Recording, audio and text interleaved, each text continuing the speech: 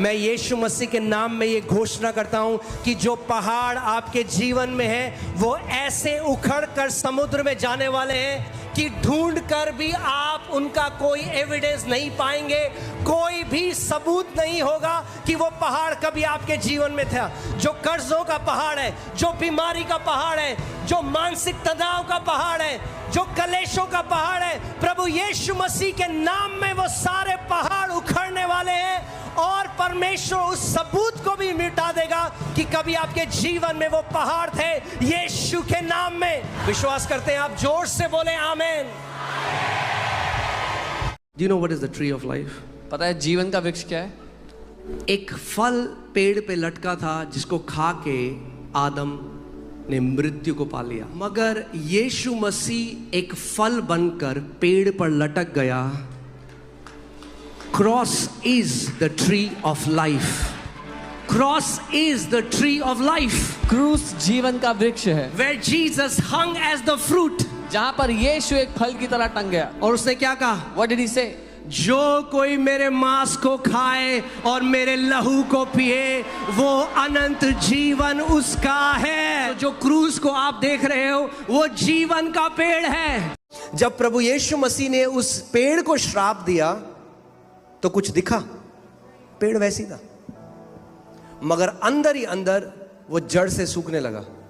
कई बारी जब आप आते हैं और कैंसर के लिए प्रार्थना होती है, श्राप दिया, बाहर से आपको वैसे ही लगेगा मगर जड़ से वो सूखना लग जाता है। मगर उस समय आपको अड़िग खड़े रहना है। शैतान जानता है मैं हार रहा हूं, इससे मैं हार जाऊंगा। अगर ये अड़िग रहा तो क्या करेगा? डाउट डालने की कोशिश करेगा। अरे देख तेरे को अभी भी तेरा शरीर तो वैसे ही दर्द हो रहा है, अरे अभी भी पस आ रहा है, इतना ही फोड़ा बड़ा है, अरे अभी भी रिपोर्ट वही कह रही है। आप खड़ा नहीं, लिखा है, लिखा है, लिखा है। ये कह के प्रभु यीशु मसीह ने शैतान को हराया। ये कह के आप शैतान को हरा सकते हैं। शैतान, लिखा है, उसके कोड़े खाने से मैं चंगा हो चुका। प्रभु ने कभी नहीं कहा मुझे बताओ अपने पहाड़ के बारे में। प्रभु ने कहा तुम पहाड़ से बात करो, क्योंकि उसने अधिकार किसको दिया है? हमको दिया है। लूका 10:19 में देखा है, उसने कहा देखो सांपों और बिच्छुओं को रौंदने का अधिकार मैंने तुम्हें दिया है। अगर आप उस अधिकार का इस्तेमाल नहीं करेंगे तो दुष्ट आत्माएं आपको सताती रहेंगी, बीमारी आपको सताती रहेगी, वो पहाड़ आपके जीवन में खड़े रहेंगे। मगर प्रभु यीशु मसीह कह रहा है मैंने तुम्हें सांपों और बिच्छुओं को रौंदने का और शत्रु की सारी सामर्थ पे अधिकार दिया है और किसी भी वस्तु से तुम्हारी कुछ हानि ना होगी। मत्ती 26:41 आए, जागते रहो और प्रार्थना करते रहो कि तुम परीक्षा में ना पड़ो। आत्मा तो तैयार है परंतु शरीर दुर्बल है। प्रभु कह रहा है जागते रहो। जागते रहो का मतलब क्या है? अगर आज की भाषा में बोलूं, ठंडे मत पड़ो और प्रार्थना करते रहो, क्योंकि अगर प्रार्थना करते रहोगे तो ठंडे नहीं पड़ोगे। कि तुम परीक्षा में ना पड़ो।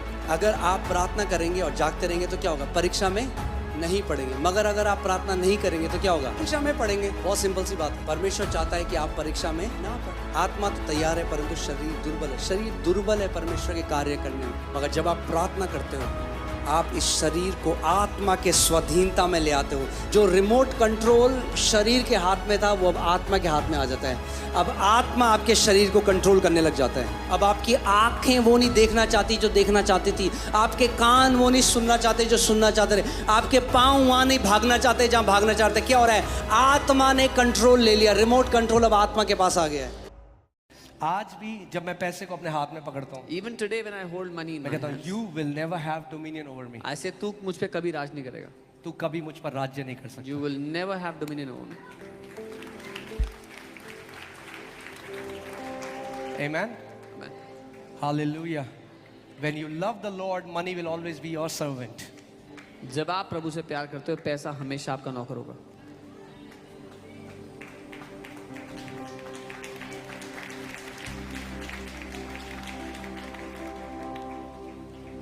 अगर नहीं खाया आज तक तो रेडी हो जाओ, बेस्ट खाने का टाइम है। If you've never eaten, then be prepared. It's time to eat the best. अच्छा ये क्या सिखा रहे हैं? शायद पिता को पता नहीं था। जब यीशु मसीह ने वो दृष्टांत बताया ना, तो पिता का जब उड़ाव पुत्र है उसने क्या कहा? कौन सा रोब लेके आओ मेरे बच्चे के लिए? कौन सा रोब लेके आओ? पिता देगा तो बेस्ट देगा।